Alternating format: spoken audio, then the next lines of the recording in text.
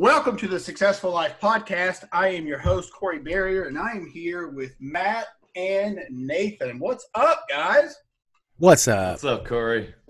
This is super cool. So you guys are the second people. I did my first podcast with two people. I guess it was last week with two other coaches, actually. And I haven't posted it yet because we're a little ways out. But it's pretty interesting to have all three people on here. It's a little bit different dynamic than normal, wouldn't you say? Absolutely. Yeah, I love it. Yes. So look, I know a little bit about, you, Matt, because we've been connected a little bit more than you and I, Nathan. So I'm super interested to hear about what you guys, what you're currently doing together and then what you guys do separately. I love hearing people's stories, which is why I do this podcast, because it fires me up. I enjoy it. So I'm super excited, guys. And I don't care who goes first or both of you go, whatever, just rock and roll. Let's do this. Sounds good, Corey. Well, first, thanks for having us on the show, brother. We appreciate it so much. Yeah. Well, the one cool thing about the Arte Syndicate is that we always know that we're very connected. It's, the brotherhood. We always know we can trust the people. So that's the one cool thing about this community is we know we're always alike. We're always like-minded. So, but yeah, thanks so much for having us on the show. Just a little bit about me. I live here in San Antonio, Texas. Been here for a couple years. I'm in the National Guard now, and I was previously active duty for 12 years. I spent 12 years in the Air Force Special Warfare Program, essentially being a JTAC. What that means is we go forward with Army ground units, Rangers. We can work with SEALs. We can work with Delta. We can work with any guys. We get attached to any unit. And we're the ground asset on the air, calling in the airstrike from the plane above. So that's what I did. I've done for a majority of my life, but I'm also an entrepreneur. I'm a father and I'm a husband. I've been an entrepreneur for about 8 years now. I started out with a brick and mortar nutrition store, selling all small business products. I had a passion for fitness, but also a passion for helping people become fit. And I knew that I could do it right. I had no business experience. My parents were both entrepreneurs in a small town. But I said, you know what? I'm going to take the plunge and see if I can make it work. I put $60,000 in debt on my credit card, started up a storefront. I had the idea. I think in August, I had a store in September. And the first month we did, I want to say like 20K in sales. I had no idea what the hell we were doing. Zero. It was me and a partner. We just figured it out. He was another big muscle-bound dude, and it was just two military guys that were determined to find a way to succeed in helping people become more fit, more healthy. And we loved it too because we got free shit. So, and we found out a couple years later that when you're starting a new business, you probably shouldn't pull the expensive shit out of your inventory for yourself.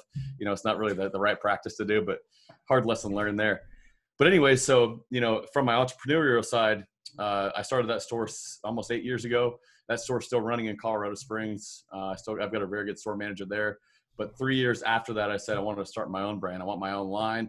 I want to have products that are what I believe to be the best products in the world to sell to millions of people and change people's lives physically.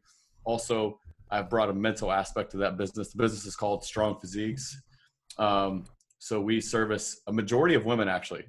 About 90% of our demographic is women. We help women between the ages of 20 to 25, but I've also got a men's line there too that does very well. We're just helping people become more fit, being more aware of health and fitness. But, being into that business for a few years, it's when I kind of came across Andy Frisella, and I became very, very involved and interested in personal development because Andy was, as a CEO of First Form, I wanted to carry his products in my store. So I started listening to his podcast, the EMF CEO Project, and I started understanding that I need to have a personal development journey. I need to start making myself better so I can be a better business owner, a better father. So I started listening to him religiously. I listened to only him for a couple of years, and I said, okay, Andy's great, but I got to diversify my portfolio. I got to start listening to some other minds because we all love Andy, but he's smash mouth in your face, and he's got a certain way of doing business that's very good. So I started listening to a few other people. I started listening to Ed. And then, I dove fully into personal development. I said, not only is this something I enjoy, but it's something I want to help people with. And, Matt and I just happened to join Arte at the same time. And we met up at the Live Summit out in St. Louis. crossed paths. He threw an offer to coach me because I wanted to get on stage in front of millions of people and spread the message of making people better, in all aspects of life. And the rest is kind of history. We said, hey, we both have a passion that not many have. We both have a commitment, a drive. We have excellence.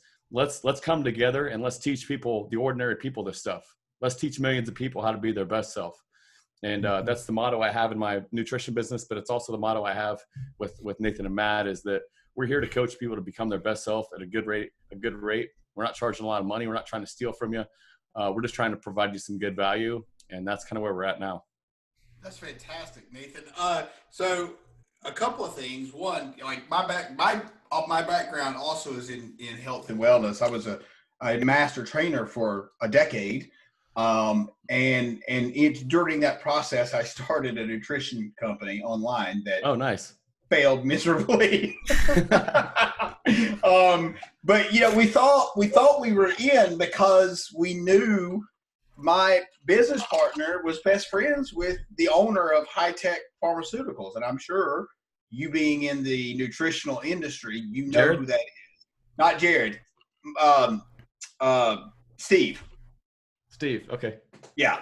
So we thought this is a no-brainer, right? I mean, we're getting, hopefully Jared's not listening to this, but we got our products at what most people would have to buy a massive quantity at, and we got a good, and so we thought there's no way we can fail. But the problem is we didn't know how to market on the internet. We just didn't know what the fuck we were doing. And my buddy's he's been an entrepreneur forever. I've been an entrepreneur forever, but we just didn't know about the space. So I was going to say that part. And then also, why do you think, I know my theory, why do you think that your majority of your clients are women? Several things. Okay. One is my wife and I started this Strong Physiques about almost 4 years ago. And when I started, I had met her I met her and interviewed her to be an athlete for my company. She was a rising star on Instagram at the time. I think when I met her, she had 20,000 followers, but she had good influence. She could sell. So as the brand grew, we actually kind of grew the brand with her because she was gaining so many followers. I mean, she went from 20 to 40 to 100 to 200 to 250. And we're like, shit, now we understand the power of social media and selling. If you know how to influence online, we built $1 million company in less than 2 years.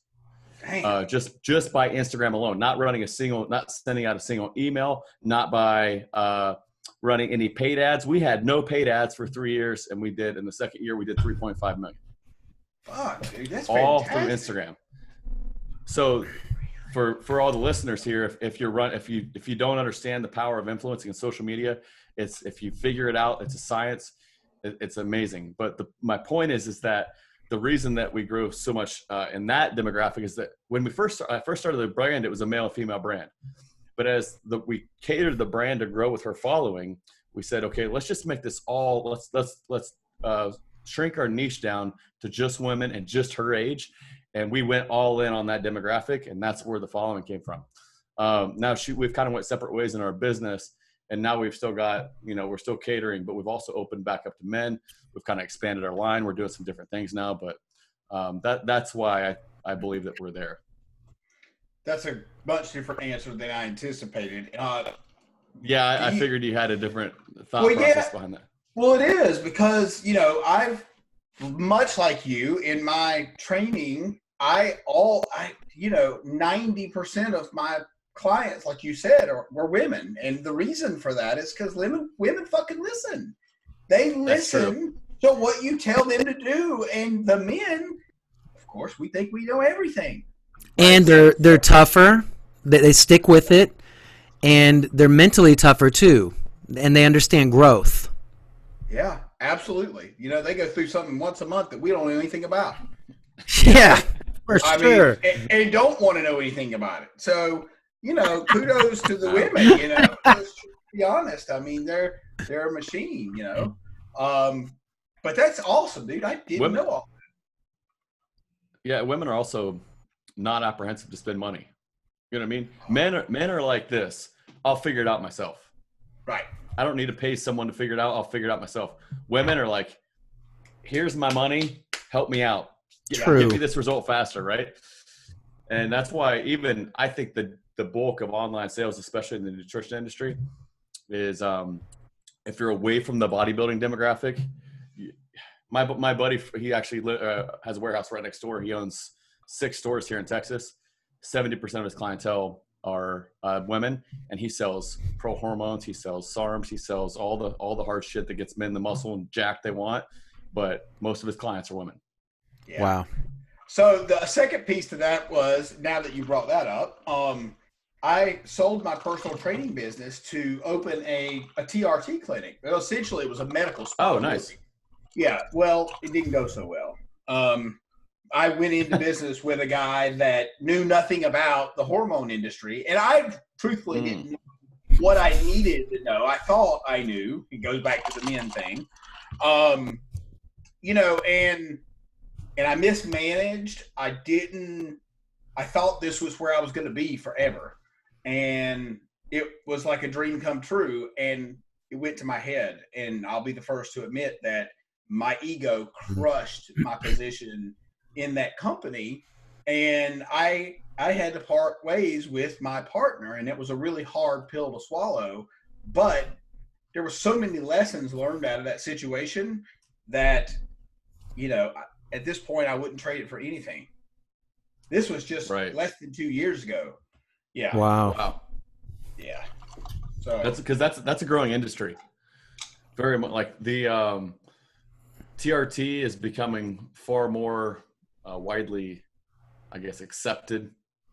Becoming, it's not uncommon to see a men in their 30s or 40s that are on TRT. No, it's not uncommon. No, not at all. It's not. And the whole stigma has kind of been relieved, I think. I would have to agree wholeheartedly. So it's definitely a good industry to be in too. Yeah, for sure. So, yeah, man. Matt, you've been quiet so far, brother. I'm up. I'm listening. I'm taking it in, man. I've known Nathan since November, and today I've learned more about him as far as things I didn't know, because we did our podcast this morning, and there's some things that he's talked about because I made him talk about it, and then he was like, "Oh, you're making me talk about myself." I'm like, "Yeah, dude, like people want to know." I mean, I've been okay. So it took me 6.5 years to get my degree in college because I was very indecisive and did not want to work hard. I started music education, and then I went vocal performance, and then I was like, I don't want to do foreign language.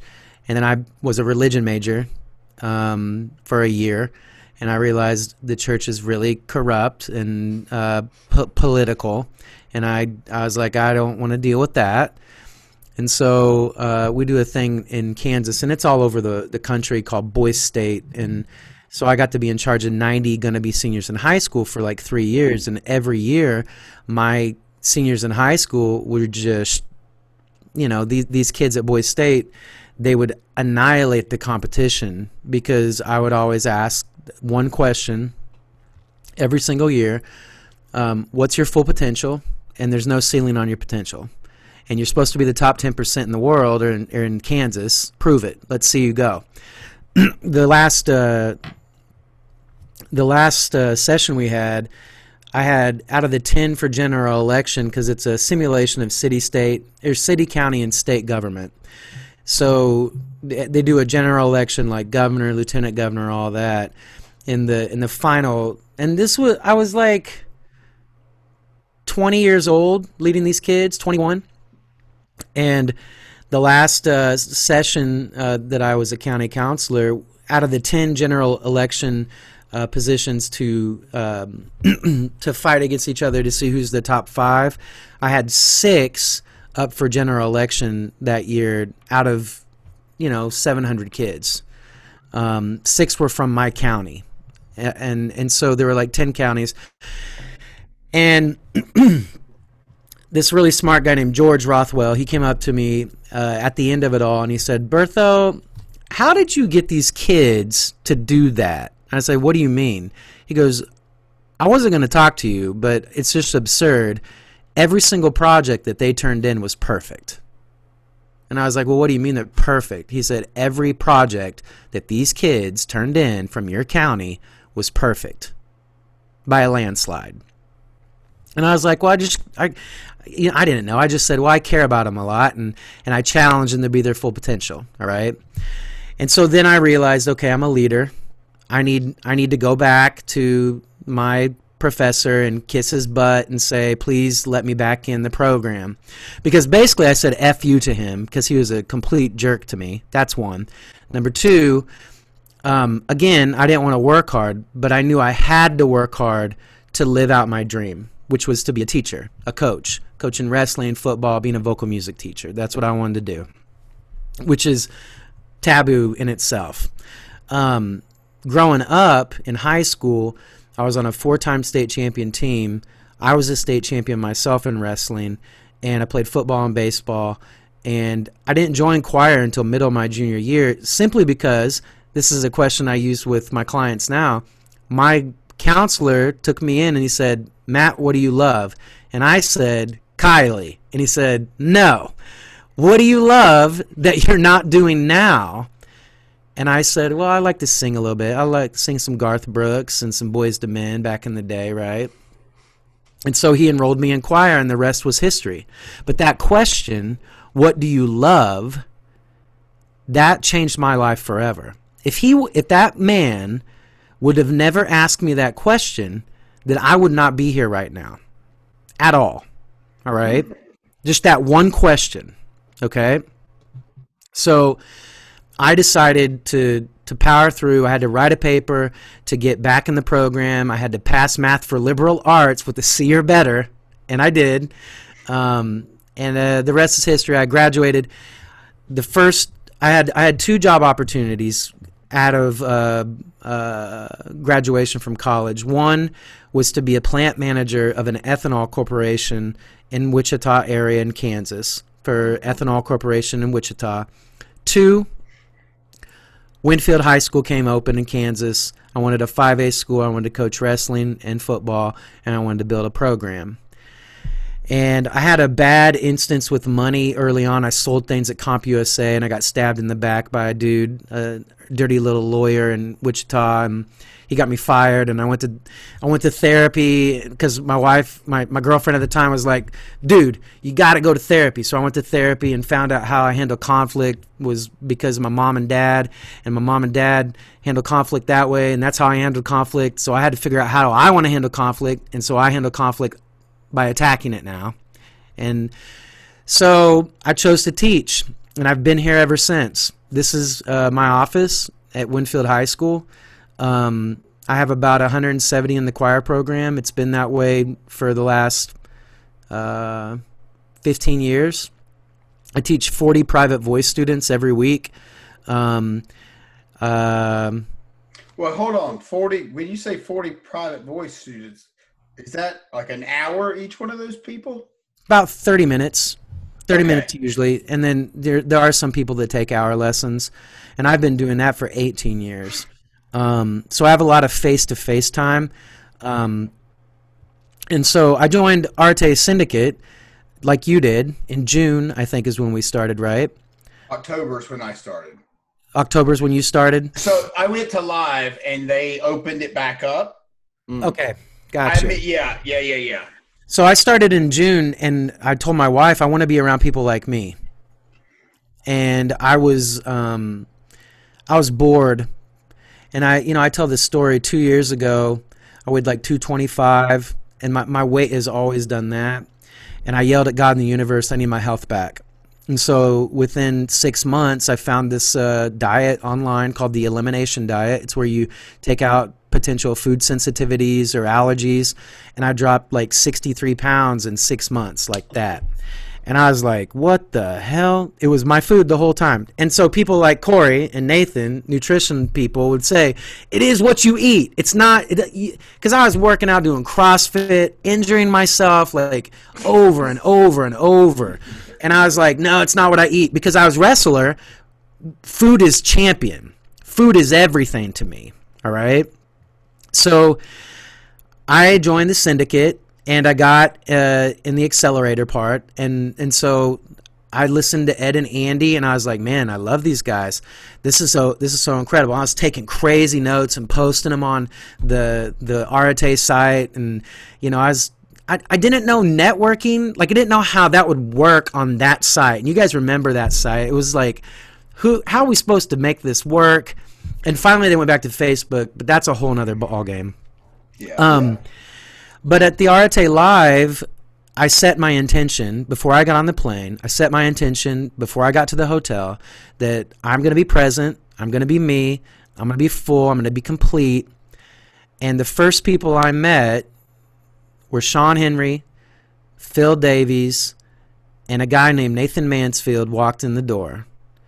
And I rolled with them to TJ's, and we got some IV and some cryotherapy, and I just started talking to Jeff Brecken was in there, another guy named Jeff, and that was kind of the beginning of it. And I'll tell a story about Nathan where I knew that we were very similar.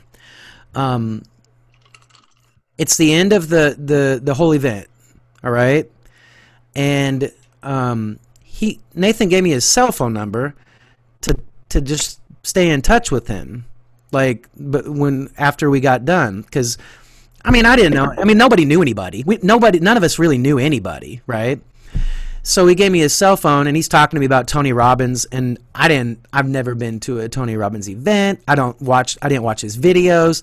I didn't know anything about Tony Robbins. But Nathan's like, you got to go to an event. It's like $10,000 a ticket. I'm like, okay, sweet, let's go. But Stephanie Van Dam sat in front of me at the live event, and she turned around and said, did you know that Tony Robbins has a vocal coach?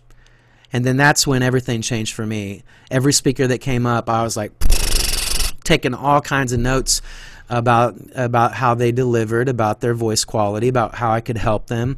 I hit up Jesse Itzler. I hit up Ed Milet. Jesse's actually DM'd me a couple times and said that he'll keep me on his radar.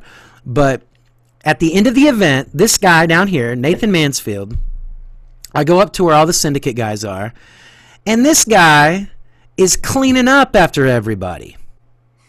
And I was like,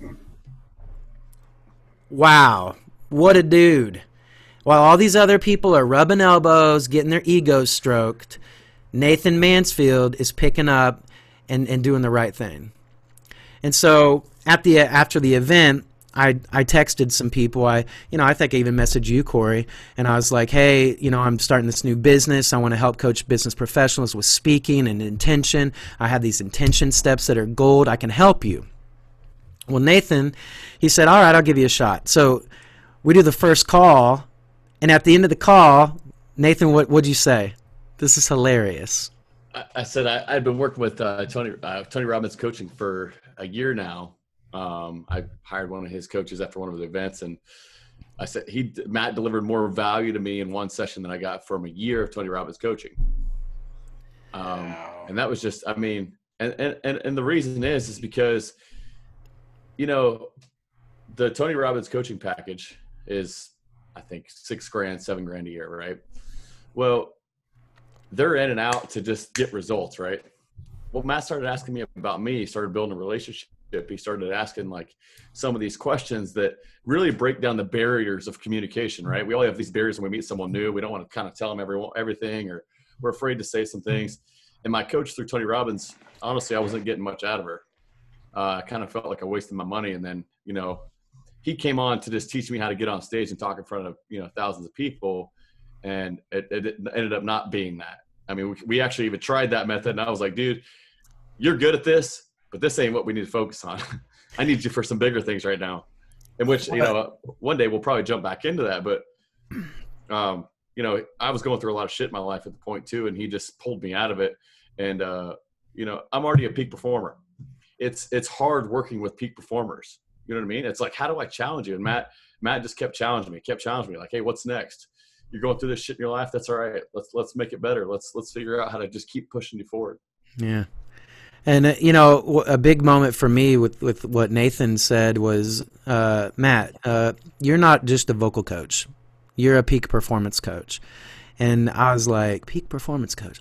I was like, I like that. Because then I thought about all these students that I've taught over the last few years, right? And I used the example of Arden Moon and Chase Foster, and they were my first freshmen. Arden is an administrative executive in Wichita now, making 6 figures, and Chase is boys with the Jonas Brothers. And they believed. They listened to every word I said, and I look at every class, and Nathan reminded me of this the other day. He said, every class, every 100 people, Matt, there's probably 2 that just are rock stars. And I looked at every single class, and it's true. There were 2 almost in every single class, 2 or 5 that believed, because that's the key component, is belief in what I was saying. And think about that. So these 2 kids believed a dude that weighed 272 pounds, completely overweight, but giant heart, and I just gave all the passion, I mean, that you feel from Nathan and I for sure right now. But that's kind of how we got to this point. And now we've started Nathan and Matt, which is the new thing. Right. So really quick, before you dive into what that means, I have to share this with you. So interestingly, God, the correlations here are unbelievable. So Nathan, I started out going, I mean, Tony Robbins was the first event, and I went, I was actually supposed to buy my ticket the day that my partner said, I'm not paying you anymore. Oh, shit. Right. And so, like, I literally had been manifesting, journaling, listening to Tony 2-3 hours a day from July. Like, I was for sure going to be at that event. And then he drops this fucking bomb on me, and I just, like, I didn't really know. So my wife, being the amazing woman that she is, she contacted Robbins Research and worked out a deal with him to get me the ticket that I really wanted. Awesome. And it was the, you know, to be honest with you, I can talk about it without like crying, because it was so impactful for me. And then the second thing, Matt, to your point, Arte Live, you know, I was a little bit nervous going into it. Now, I'd already been to Tony, and I'd already crewed for Tony. So the nerves weren't the same, but it was still like, okay, I'm going to be rubbing elbows with all these fucking people. Right. You know, I don't really know how, like, I know I can do it, but I didn't, you know, I was in my head. And so I had to, it was on the plane ride. I was just telling somebody else this earlier. I said, you know, Corey, you need to go into this with 0 expectations. And that is exactly what I did. But this is the part that I haven't told you yet. And everybody that listens to my podcast knows this story by now. But it's so impactful. Chris Saunders is a friend of mine. Yep. You guys know Chris. Yep. And Chris and Leanne, I had told my wife, somebody had posted either in the Syndicate or Accelerator that the tickets had gone on sale for the people in Arte already. I missed that part. So I didn't realize that's what it said. I just thought the tickets went on sale. And so I told my wife, and she was like, well, you know, get all the details. You know, I don't know. Let's just see how money is. And guys, I'm not even kidding you. 30 seconds went by, and my FaceTime rang. And I'm like, well, that's odd, because I don't FaceTime anybody. I do now, but I didn't at the time. So I'm like, that's clearly a wrong number, because 1, the number is, I don't know it. And 2, I'm not answering it because it's FaceTime. Anyway, wow. So then my wife says to me, hey, about 30 more seconds went by. Literally, this is within 60 seconds. She was like, you need to call the FaceTime back. And I'm like, what? She said, you need to call the FaceTime back. And I said, okay. Well, if my wife says something like that, I'm not going to question it, because she would never say something like that unless it was important. So I did. I called it back, and Leanne, Leanne said, Corey, we have one ticket, or they've given us the ability to invite one person to go with us, and we'd like for you to be our guest. Oh, wow. And it just, like, to this day, like, the waterworks, man, it was just one of those times that it melted my heart. I mean, I just can't even explain. It was kind of like what my wife did. It was very similar. And so, when I got there, I didn't really I had this podcast, registered with Libsyn. I had recorded just random shit with me talking, like it probably didn't make any sense. But at the end, I ran into Ryan Williams. And so I didn't really know who he was. I was, friends with him on Instagram. I knew him by his Instagram handle, but I didn't know what he looked like. And so I did know, though, he was in the syndicate, and I knew that I wanted to be around as many people in the syndicate as I possibly could be around. So I introduced myself, and we took a picture and whatever. He's got tattoos. I love that. And so I said, Ryan, I have a podcast. Would you like to be on it? He said, of course. And I went, fuck. Now what do I do? Because I don't really know anything about podcasting at all. Like, when I say I had a podcast, like, it was registered. And, like, I did have a mic, but I don't know that I had ever used it, actually, now that I think about it. It sat on my desk for 3 months. And so what that did for me, then the next thing was I wound up going to lunch with Marcus Aurelius and Tony Watley. And then here comes walking, and I didn't really know who the hell he was at the time, but it was Zachary Babcock comes walking in, and he sits down. Do you all know Zach? No, I don't know him. You probably do. Underdog Empowerment. He's all over. He was in prison for 5 years. He's got a pretty badass podcast. He's interviewed a lot of cool people. All right. I'd be shocked if you didn't know who he was if you ran across him the next time. Anyway, so I didn't know who he was. So I'm sitting here thinking, like, who the fuck is this guy? Looks like he's straight out of prison because he was. And so we're sitting here, and I'm just listening to these guys, and I'm just taking in all the stuff they're talking about. Yeah. And I came home, and probably 19 hours a day for 2 weeks straight till Ryan's podcast. I had to learn, and it doesn't, as we look at it now, you're like, well, it's not that hard, Corey. Well, I'm completely illiterate when it comes to shit like this. So for me, it was a challenge. It was such a challenge because I'm not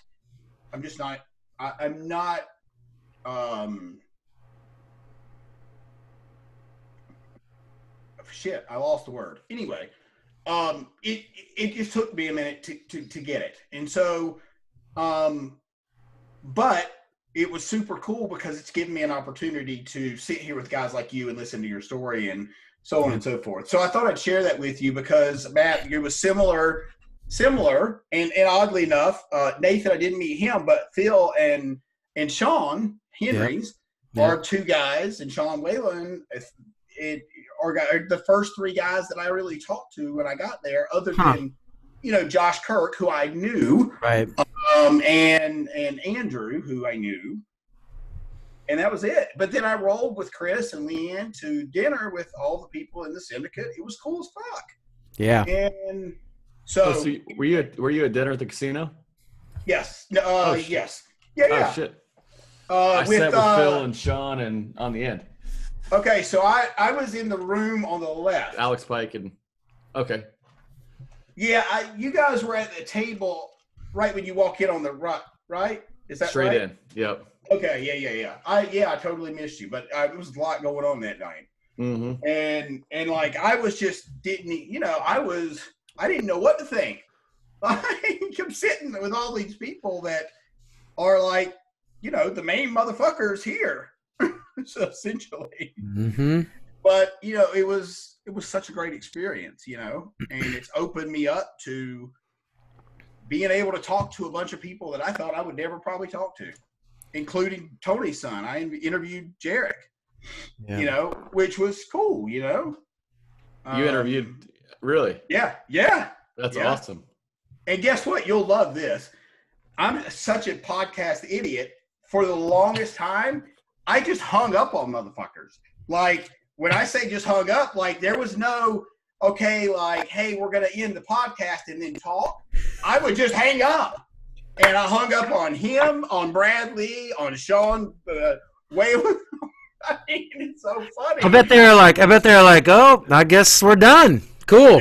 Guess we're done. Yep.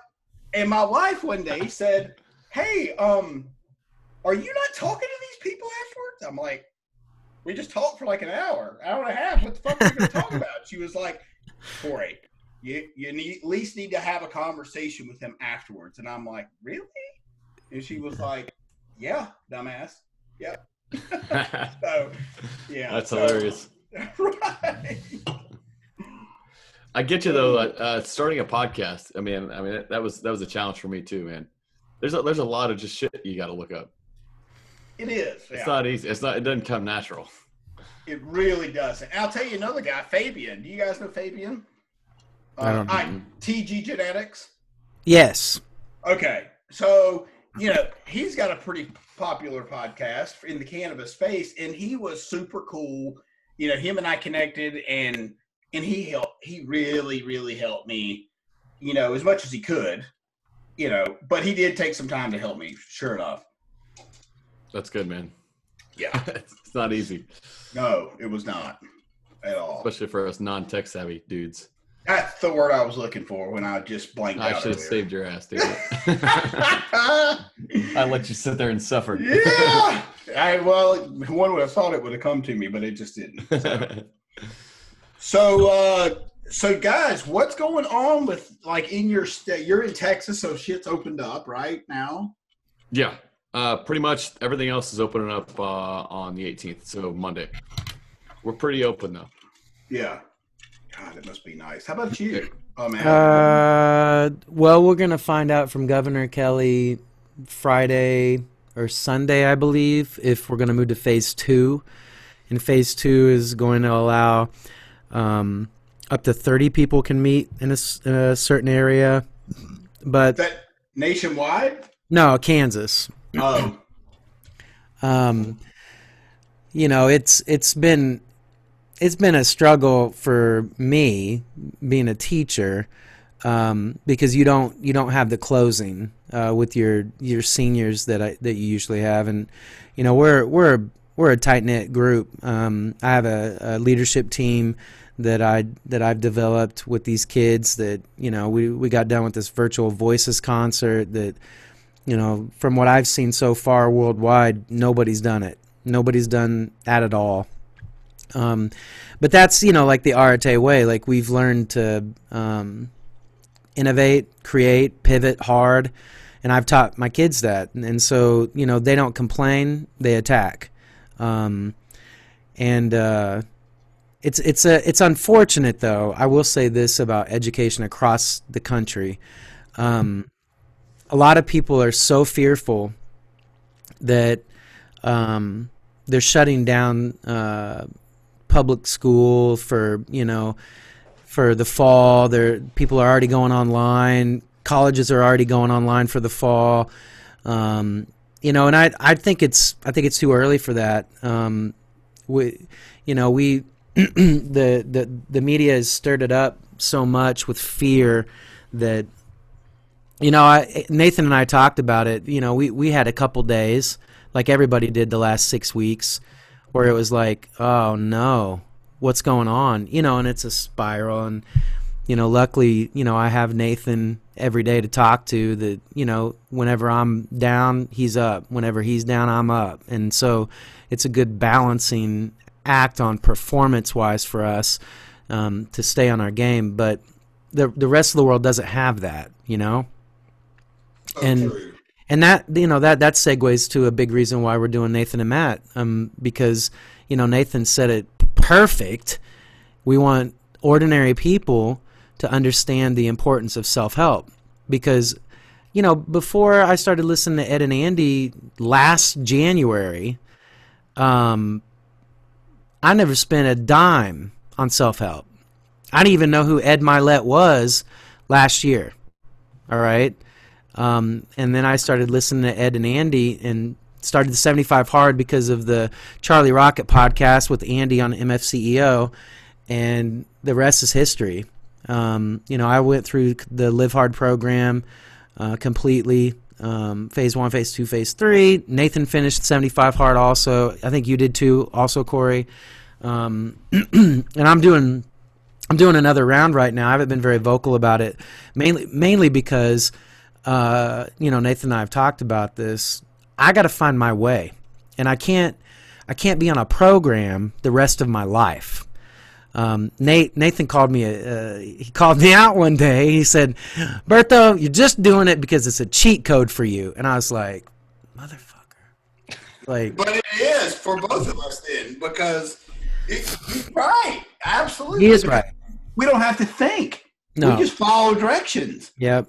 And so the part of this right now that I'm working through is I'm finding out the lifestyle that I'm going to commit to that's going to help me be my best self. And that journey, it's a daily thing. But there are some things like I've added in my life that are not in the 75 Hard that are now a part of my life every day. The Wim Hof breathing I do every single freaking day. Cold baths I do every day. The running every day for 3,250 days in a row, at least 1 mile. That I started that a while back, and to me it's just a part of the day now. It's a thermometer for what I need to focus on, but also belief system too. Like, we can dive into that a little bit if you want, but I think that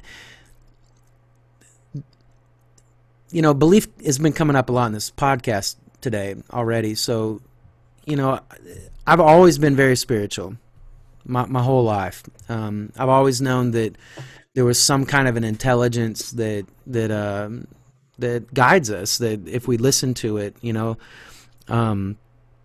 and then the last 2 years, consuming the Dispenza books, becoming supernatural. I just finished You Are the Placebo. Read the Amen book just a little bit ago. And, Nathan and I, we set our intention before every single podcast. If I'm off or he's off, we'll go through a meditation together and we will walk each other through it. I hope it's okay I'm saying all this, Nathan, because, I think it's important for the world to know, like, you got to get in that state. And, Ed talks about all the time, creating that state. And that last call that he gave us, he was talking about creating that peak performance state. I mean, this is stuff that I've been doing for years that I didn't know I was doing, right? And so, Nathan is so intuitive. He knows immediately if I'm off, that quick. He'll be like, "What's going on? Why is your energy weird?" I mean, we openly talk about energy. And, likewise with, me with him, I'll be like, "What's up?" And then he'll just go, "Bleh," and get it out.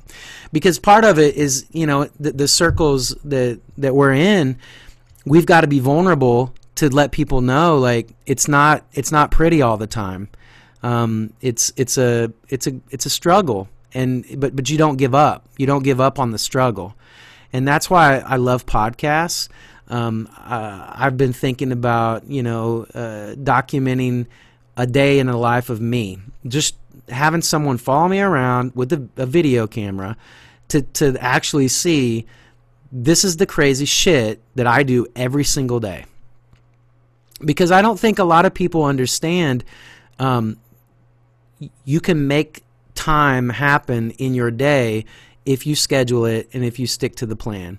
And that's something that, Nathan and I have both struggled with is, we look at our calendar and we're like, okay, where am I going to put this? Right. And then you just make it work.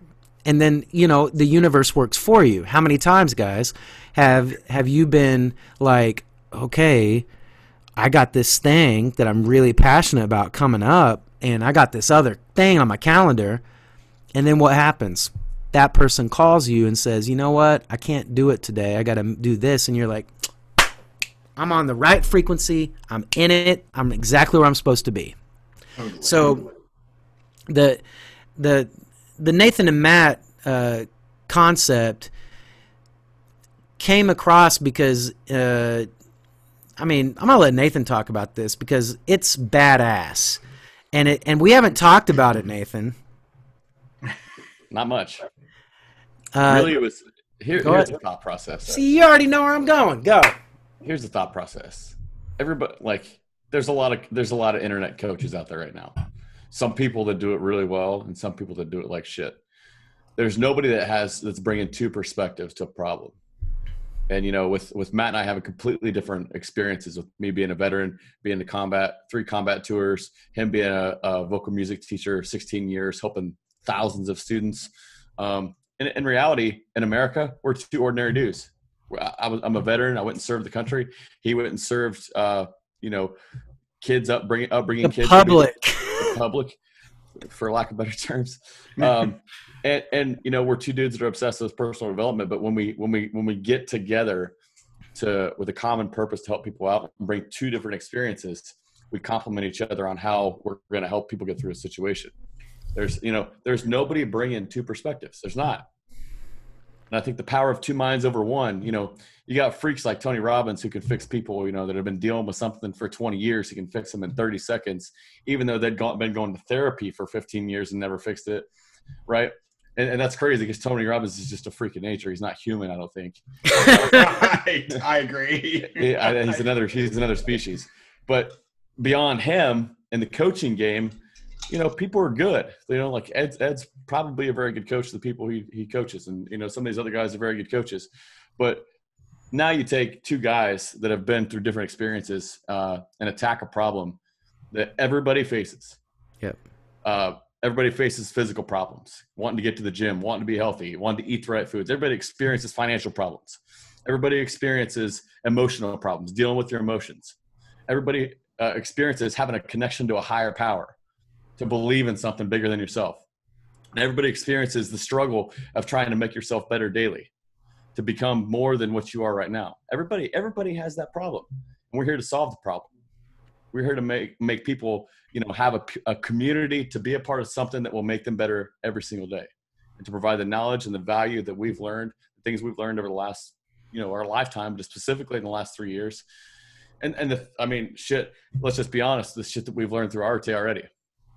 I've been through 2 summits and I feel like I've got a master's degree in personal development. Shook hands, hugged David Goggins, Peyton Manning, Charlie, Joe Dispenza. The lineup that I've met in the 2 summits, man, I'm set for life. But, dude, I'm jealous about all that for sure. But yeah, that's just what we're trying to bring, man. And I think that we just offer a completely different perspective. We're kind of going counterculture too, man, where a lot of coaches are just like, okay, their coach they're a business coach. You got financial coaches. You got just life coaches, right? We're attacking the whole game, man. We're attacking all of life. I never even thought about that until you said that right now. That's true. Our 5 pillars, physical, mental, emotional, spiritual, financial. Nobody's attacking all 5 games. We're going to tell people how to manage their money.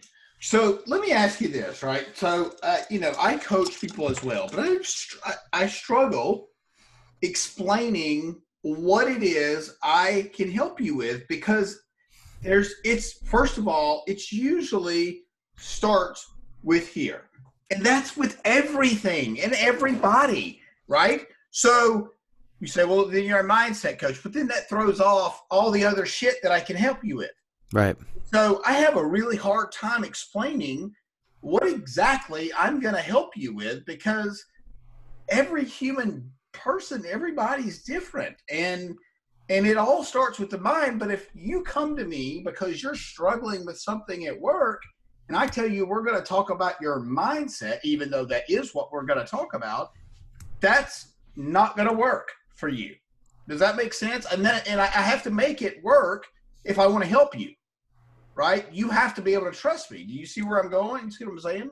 Well, there's a vulnerability that has to happen from the player. All right. So whoever you're coaching, they have to absolutely want to be helped. And I'm saying this from a teacher of 16 years, 18 years working face to face, like 6 feet across from people, right? There have been people that have ran out of my room, said F you, said, you know, I don't want you to talk to me. I want you to teach me how to sing. All right? And it messed with my brain because I'm like, okay, they just want the product. This is ridiculous. How does that so then, work? no. But in my profession, that's the norm. Like you go to a lesson, in a music lesson, you go to a batting cage, you go to a wrestling lesson. It's all technique. It's all product, right? There's no why. There's no passion.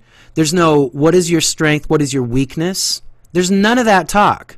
And so I got to the point the last 5 years where I'm saying, I'm going to talk. If you don't like it, go find somebody else, all right? Because this is my value. This is what I bring to the table, all right? But I want to say this. You have to find people, and people have to find you that genuinely want help. And when you lay it on the table, and you know, when I started coaching Nathan, I started mentally, physically, spiritually, and I would rate him, and we would go back and forth and talk about it, and then it's evolved into our 5 pillars now. All right, but any of those that were low is where we started. All right, a lot of coaches and teachers are completely off their rocker when they just focus on people's strengths. I've actually heard teachers and coaches say, focus on your strengths only, all right? And that's easy. That's very easy, okay? What I made Nathan go through is we focused on spiritual first. And in that first session, I think I took him through a meditation. And because he said, I hope this is all right. He said, I'm not creative. And I was like, bullshit. Everybody's creative. We just got to tap into that. All right. And now, you know, like just seeing Nathan stand there and talk and do his thing now, like I'm so proud because that's the guy that there's no fake about what you're hearing and seeing from him. Right. And this is who I've been since day one. It's my wife tells me I'm the most honest person she knows. And you're not going to get fake from Nathan or me. And so I think, Corey, like my advice to you is, you know, find out where they're at, like first, like strengths and weaknesses, and go from there because, you know, on our first call, we went around and my instinct was, you know what, Nathan, we got to do it. We got to do it our way. We're creating this. This is our first call. We got to do it our way. And I said, we're leaving the videos on, man. We're leaving the videos on, and we're gonna. I want to know their names. I want to know who we're working with here. And it was the best choice we ever could have made. Because in the coaching practice, in what you guys are doing together. Yes. Okay. Yes. And it's because that's who we are, man. Like, it's important for people to know, like, where you come from. But, you know, you've heard Ed and Andy, and a lot of people say this, what I'm about to say. They don't care about your past as much as they care about now in the present. You know, is Corey listening to me? Is Nathan listening to me? Do they care about what I'm saying, right? And they care about where we're going. And so Nathan and I were, you know, just like you, Corey, we're superstar dreamers. We love to dream. But now, with what I've taught Nathan, with the intention steps, we have materialized and made some shit happen that people, when they get the teaching, they're going to be like, how in the world does this work? And it works because it's measured. It's scientifically measured. And, you know, I mean, it's a big part of why we're on this podcast right now, because, you know, we didn't plan this. Like, you just said, hey, do you want to do this? And I was like, here we go, Nathan, let's go. But you know, a lot of people say intention. I can tell you with the coaching that we do, with what the coaching I do for sure, there are intention steps that I take people through that are very simple. It's 4 steps. And can I tell them about Whistler, Nathan? Yeah, let's go. Okay. So one of the most important things that we wanted to do is get Nathan to a point where he was ready to speak in front of people and be himself, which check mark, all right?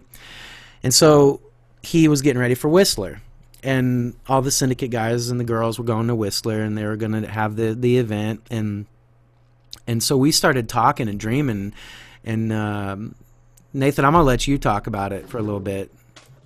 1 second. Oh, he's got his notebook. Well, while he's doing that, oh man, these are all my objectives for the Whistler Summit, right? All my outcomes. Okay. Because right when I showed up to Coeur d'Alene, to Ed's house, the first thing Ed said when he came on stage, you know, I first met Ed, he said, if you're going to show up here and not show up with outcomes, you might as well leave. You might as well not be a part of this group because you're wasting your time. You waste your money. And I said, oh shit. I said, okay. Well, I'm going to try to set intentions and outcomes for the rest of this trip, but I'm also going to set them. So when I started working with Matt, I said, hey, dude, here's what's going to happen. I need to be to get to where I want to be in my career. I need to make good friends with Ed Milet. Okay. I want to have that network. I want to have him as a friend. He's a guy that I like. He's a mentor. I want to have him as a friend. Now, think about this too. I just want to jump in. Who does everybody want one-on-one session with? Well, it depends who you ask, because my answer is going to be like Nathan's. Yeah, Ed Milet. Okay. Right? Yeah, like everybody wants to have a one-on-one session with Ed. Go ahead, Nathan. Yeah, so you know, a whole bunch of stuff on here. The number one is setting intentions before every event, every speaker. But the big one here was we went in going into the strategy to get me one-on-one time with Ed. And if you at the summits, man, the speaker, you know, Ed and Andy, they go up on stage, they go back and sit. Like, you can kind of bullshit with them in between. They don't, you know, especially Ed. Ed's very careful on spending time with people. He's very kind of just he's always on a mission, man. He doesn't stop and bullshit a lot. He's on a mission. So I knew it was going to be a challenge. So going in, I said, man, Ed loves the gym. If we're staying in the same resort, as soon as I see him, I'm going to say, hey, brother, let's go get a workout in. Okay. So that was my thing. And I was going to just try to get him to go work out with me, because I know if I had a workout with him, I could talk to him and I could let him know that I was a human, that I liked him, and I knew he'd like me too, and we'd connect. Right. So the syndicate's going along, man. It's great. And we hit the last day. Okay. Time out. What am I missing? You're missing some of the most important parts of the process of this, all right? And I'm not going to give everything away because I want people to work with us, all right? But when we talk about setting intentions, Corey, I'm talking about I was on call the whole event, all right? So every day we would meet in the morning and we would set intention and we would go into a meditative space. We would bring Ed Milet in, visualize talking to him, okay? We would go through the whole scenario, all right? And so the other wild thing about this is, in the beginning when I was working with Nathan, when I lead people through meditations, we always try to find their safe, special place visually inside their mind, okay? So Nathan's was this valley with these trees, and there's this house or like this building up there and a train going by, all right? And I was like, well, what the hell's that, Nathan? He's like, I don't know, I've never seen that. So then he goes to Whistler, and we discover, oh shit, that was Whistler that we were visualizing. So then we started, like I said, we would meet in the morning. We would meet at breaks. We would text back and forth. And so this segues to the final day. And so for me as a coach, I want you to think about this, Corey. It's all on the line right now, right? Yeah. Because no matter what, we're going to make it happen. And my belief system was like, dude, I got to hit a home run with Nathan right now. We got to get the moment with Ed. Go ahead. Sure. Yeah. So, I mean, we hit the last day. I said, obviously the workout's not going to happen, because what's going to happen is we're going to go to the summit all day, and then we're going to go to dinner, and then everybody splits. Right. So I was like, Jim's out of the picture. I had already approached Ed a couple times, shook his hand. Hey brother, that was a great talk. You fired me up. I love you, brother. But you know, like I said, he's on a mission. So last day, I remember sitting in my hotel room, and I'm like, shit, Matt, we got to make this happen. And even there was a couple times where I'd run into Ed, and I called Matt. I said, dude, I ran into him, but it's just, he's moving too fast. He's got too many people. I'm so glad we're doing this right now, because I remember this. So then we hit lunchtime, man. Here we go. Now I've got 4 hours left. So the day before, in my business, Strong Physiques, my wife and I were splitting out of the business, and I was potentially going through a brand change. So when we broke out in our conclave groups the second day, I had talked to my group of people about like, hey, has anybody ever done a brand changes, and has anybody ever split in a business with their spouse? What do you mean split? Meaning that she's no longer going to be her and I co-owned it. I'm the CEO. She was the COO. We're no longer going to own it together. It's not good for our relationship. She's going to go do her own thing. I'm going to stay here. That makes total sense. Now, remember what I told you. She was the main influencer for the company. She brought most of the business here, right? Right. A little concern on my behalf, right? As soon as she says I'm done, are all our customers going away? So I'm gonna bring this in, because he FaceTimed me at lunch before he had to go back into the event, okay? Because they were going to have Ed and Andy questions, all right? Question and answer. And I told Nathan, I said, I don't care what it takes. You're going to be at the front. You're going to be waiting at the door to go in, and you're going to be on the front row. I don't care who was sitting there before. That's where you're going. And like, it's so funny the way the summits work too. There's 120 of us, and I showed up an hour and 15 minutes early to the door. They keep the doors locked. And, within 10 minutes, it feels like you're about to go into a mosh pit. That's even the small group that's that way. So I was like, motherfuckers, I'm fighting for the front row. I'm getting the front row. And he did. So I got he took a picture of himself in the front row, and I was like, yeah, there we go. Here we go. Because like I knew I had to make a connection with Ed while he's speaking too.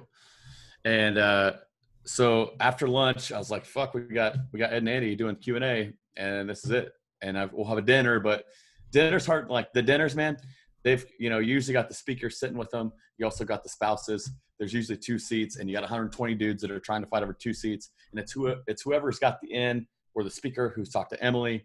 It's almost impossible to get right.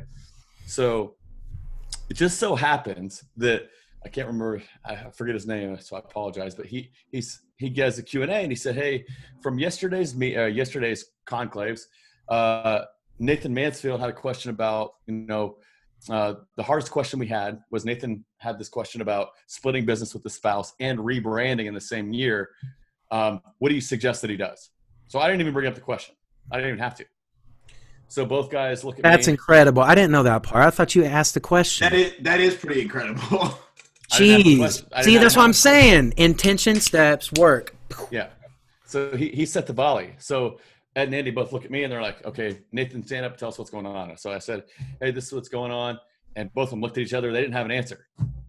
They were like dumbfounded. They're like, Ed, you got advice? And Andy's like, I'm lost, man. I've never heard of this before. So Andy goes, well, why don't you let's get together on a break after this. And he said, we'll try to talk to you for 20 minutes and just kind of give you some advice. Let's hear a little more about it. So I was like, okay. So boom, summit ends. And I'm like, okay. Whoa, time out. Ed yelled over at Andy and said, hey, remember what he said? Nathan. No. Then he said, hey, Nathan, why don't you just sit with us at dinner tonight? Well, I'm getting into that. Sorry, go. My bad. My bad. Jumping in. So Ed and Andy are still sitting up. So normally after the summit then too, like they sit on the stage and everybody kind of like, we'll go try to get photos with them and shit. So I was already in the front row. So I walked straight up on when everything ends, and Ed was talking to someone. So I pat Andy on the back. I said, "Hey brother, I just want to know if there's a time after this where I can sit down with y'all for 20 minutes and just maybe discuss. I'd really like to hear your opinion. I'd really like to get some help because this is a very difficult time for me." And he's like, "Yeah, of course." And he points at Ed. He said, "Hey, I'm just gonna have Nathan come sit with us at dinner." And I said, "Okay." So I went straight to kind of close that out, and I went straight to Emily. I said, "Emily, hey, Andy just said I can have dinner with you and with Andy or with Ed and him." I said, "Can you make sure that happens?" Because the same thing would happen is you go to dinner, the seats flock, and then before you know it, it's gone. Because once someone sits down, there's no taking their seats. And I said, "Can you make sure I have a seat at the table?" And she goes, "Yeah." She goes, so she calls over Kat, and Kat goes, "I got your name down. I'll put a reservation there and make sure you got it." So hook, line, sinker. We made it happen. And then, And then he called me on FaceTime, and I was in my kitchen, and I was like, and it was on FaceTime. I remember I said this. I was like, "Damn it, Nathan. You should have called me on Zoom so we could record this shit. Because this is epic." Moral of the story, though, is like we set intention for it. We visualized it. It's just like any professional athlete, man. The really good athletes, they're months, for 2 months. Home run, Tom Brady seeing the winning Super Bowl pass before it even happens. We just really made that come to light. And then I had a great dinner with him. Really got invested with his family, with his personal life, asked him about himself. Had a really good conversation. He offered to let my wife go see Dr. Amen, out in California to do a brain scan on her. And did she do it? She hasn't yet because of COVID, but dealing with some personal things. He's like, "Let's get her out to Dr. Amen." And just awesome conversation with him. And him and I have had a good connection since. Him and I keep up almost every day on Instagram, comment back and forth on things and messaging each other. So we built the network that we were trying to get, and it's only been getting better with time too. So yeah, man, that's fucking awesome, dude. So I'll share this really quick with you. When I went to crew with Tony, I did something very similar. I visualized meeting Tony. Yes. And even though I knew there was, I really did believe this was going to be the time. And I didn't actually physically meet him. But what I did, have you ever crewed, Nathan? I haven't crewed. My mom does. Okay. So what's your mom's name? Christy Stute. I don't know. She's been through every event, I think. Yeah. So, but what happened was I was standing on the line of the curtain, and I was told that if you stand right there, there's a chance they may get you to be a filler. And I thought, ain't no fucking chance. So I was on the food team, and we didn't have – Tony was coming on, I think, at 11, and I just so happened the food portion that I was doing was over at that time. And so we got to go out and just hang out, and sure as shit – the guy pointed straight at me, flipped my shirt, and I sat right beside fucking Tony right beside the stage. He was right there, like for 3 hours. I sat right there with A-Rod was behind me. Dude, like I was sitting in his section that is invite only, so it's nothing but celebrities. His son. That's where I physically met his son. I met A-Rod. I met Jesse from Saved by the Bell. The guy from the Wolf movie. My wife kills me when I say that. I don't know. What's the fucking popular movie? Hugh Jackman? Michael J. Fox. No. Hugh Jack. Not Hugh Jack. Wolverine? No. Different Wolf. The one women love. Love it. Women love this movie.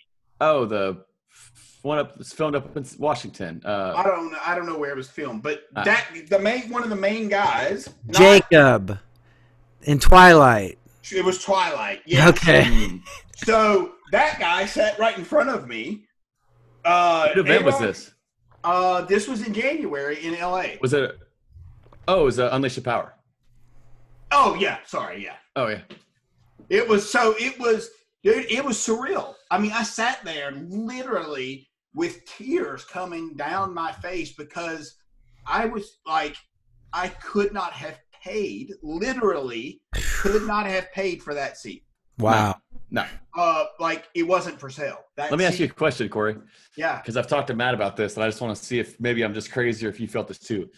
Does that guy emit an energy that you can feel throughout your entire body when you stand next to him? Dude, it radiates through your entire core. It does. It does. And you know what? I feel it when I prime. And y'all know you know what I'm talking about. Oh, absolutely. Yeah. So I still prime every single morning. Yep. And that's part of my morning stuff. That's because and lots of times I reflect back on that event and that time because it was one of the coolest things. And Nathan, you'll get a kick out of this. Again, by sheer accident, I walked in as they were handing out positions. Oh, that's right. You have a crew.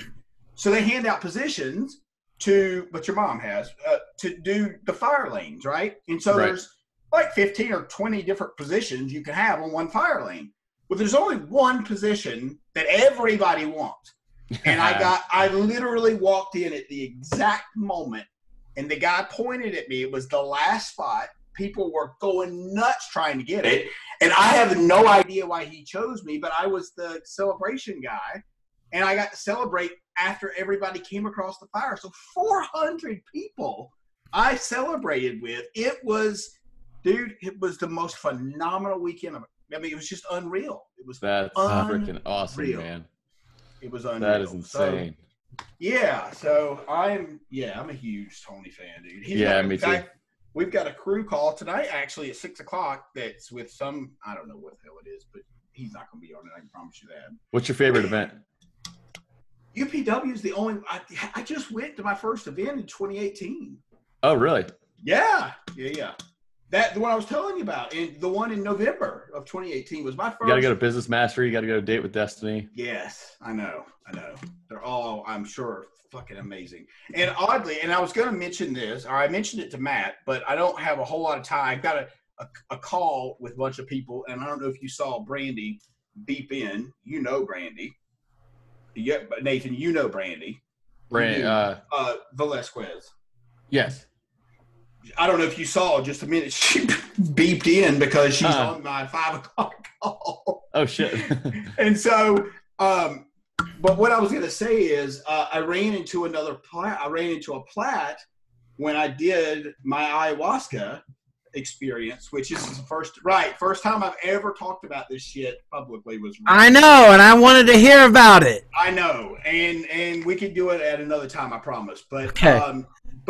But a plat was there, and we, which was kind of cool. To sit and chat with her and listen to what her experiences were and whatever. I still don't think she had as cool of experience as I did. I can tell you that. I mean, like I was just blown away. I was literally waiting for the day the syndicate results dropped because I was signed up I already had all my papers done for plat, and I was waiting to see if that way I had options between the syndicate and plat. Yeah. And obviously this all happened, so I chose the syndicate. But yeah, absolutely, one day. Dude. Yeah, for sure. It's funny. I wrote about that in my journal this morning. Wrote about, yeah. Yep. Wow. I did. That's so awesome. Weird you bring that up. Yeah, absolutely. So many commonalities, man. Yeah, absolutely. And, I did the same thing with Arte. I did the same shit. I did, and, the journal my wife gave me in July of 2018, which is what got me started on this journey. Love it. Because I wasn't grateful at all. I was a fucking nightmare. Looking back, I don't even know how she did it, but it is what it is, man. I'm so glad to be here. It's a journey of life, man. We all learn throughout. Sometimes we learn at different paces, different times in our life, but hopefully we all learn it. Yeah, exactly. So guys, look, I want to thank you so much for coming on today. I really appreciate it. This has been fantastic. And I really, just appreciate your time. Seriously. Man, I'm so grateful for you, Corey, inviting us. This is awesome, man. What a cool connection, too. Thanks so much. Absolutely. My pleasure, dude. Matt, if you don't mind, Matt, you want to share real quick where they can find us? Yeah. Yeah. Oh, so, absolutely. www.nathanandmatt.com. We are accepting people right now to join up in helping people become their best self. I'm at Voice by Matt on Instagram, and Nathan is the real Nathan Mansfield on Instagram. And then you can look us up on Instagram, Nathan and Matt. It was available, which blows my mind. But Nathan and Matt on Instagram, and we've been pretty we've been gearing up, and so we're looking to help as many people as possible that need help, and we're here to help for sure, like in a major way. Absolutely. Dude, thank you guys. Again, Corey. My pleasure, man. This is great, man. And I can't wait to get this shared out too. So maybe somebody will hear it. That will be, that you guys can help, and I'm sure that will be the case. So I'll do my best to get this out as soon as I possibly can. Okay. Awesome. Perfect, Corey. Thanks a lot, brother. All right, guys. Thank you so much. Have a good